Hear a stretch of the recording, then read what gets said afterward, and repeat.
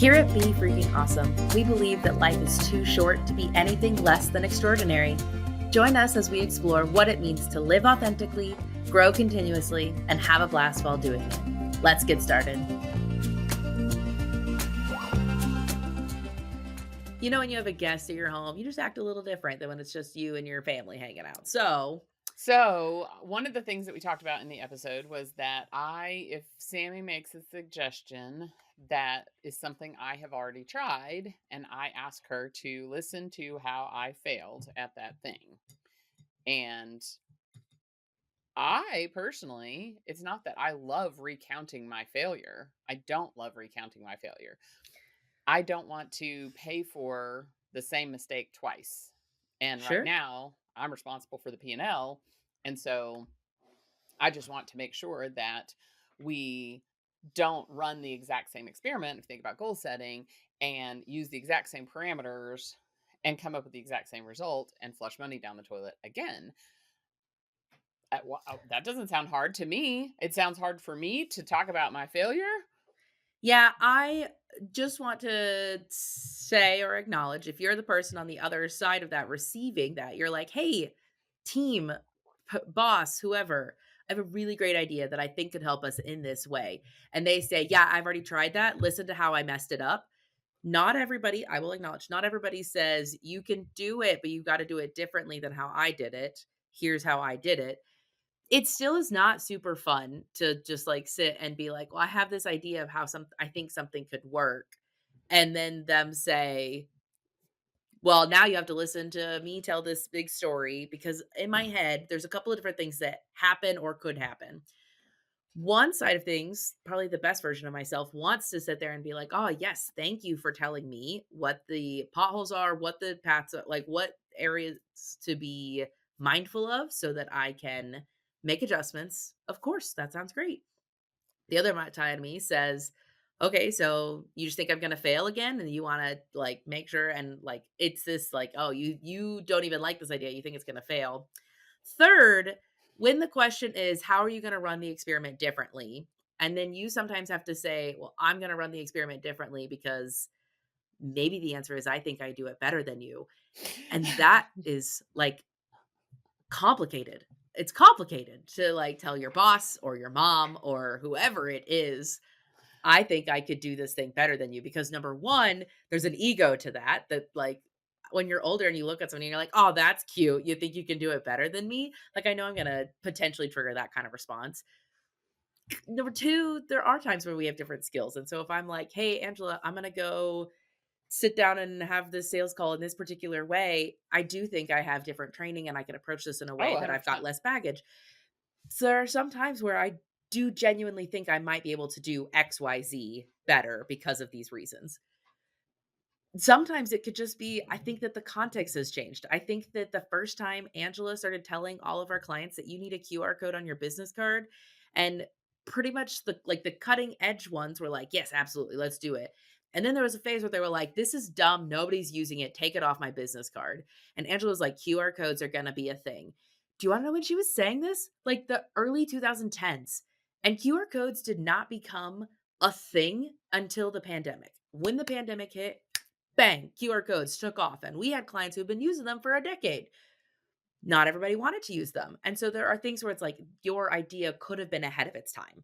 It's not that it was a bad idea. It could be that the market wasn't ready for it, the circumstance wasn't quite ready. I think if we tried it again, we would get different results. You know what's funny is that clients used to ask me all the time, "Do you think QR codes is a fad or is it going to pass?" And I actually said, until QR codes get incorporated into the camera app and you don't have to download a separate, they are going to be a fad.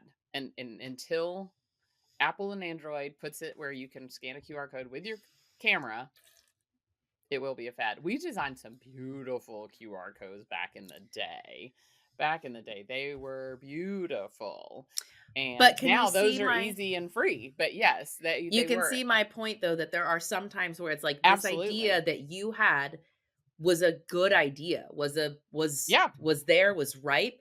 It happened to be that the timing of it, if we were to try it again in today's climate, sure. different people, different situation, even just having tried it once, doing it the second time is going to be enough that the experiment has changed.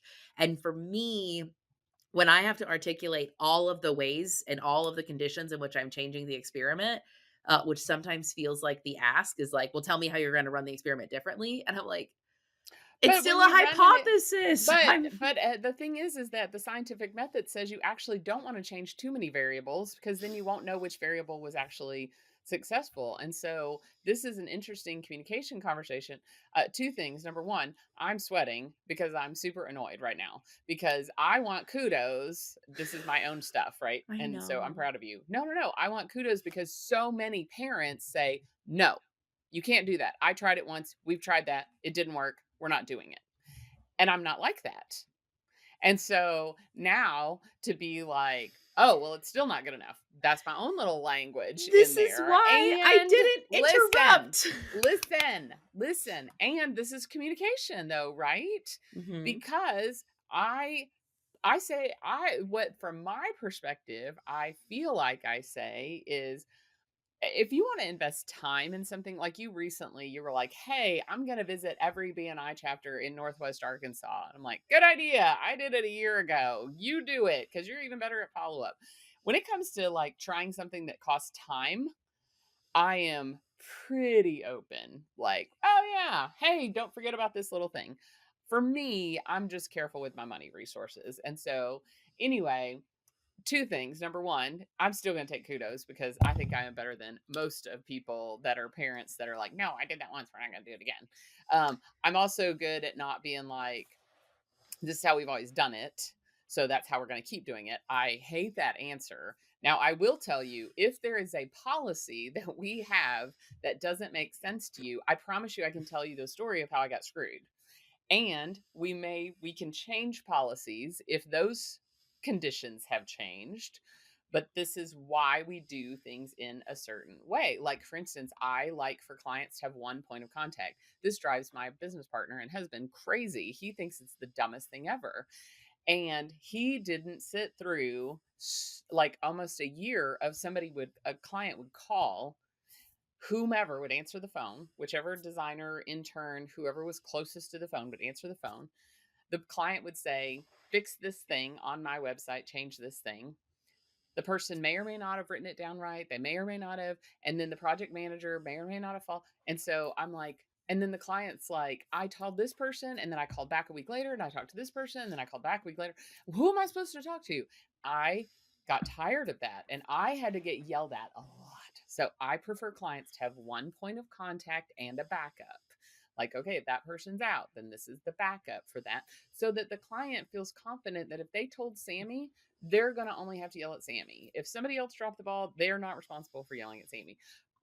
That's the reason why. And so my reason why is not this is how we've always done it. My reason why is because there was a bad situation. Anyway, And there are times where it is complicated. I can't think of a good example, but yeah, it could be that the risk that you faced in that, maybe it's hit a point that the cost of continuing to yes, prevent that risk absolutely.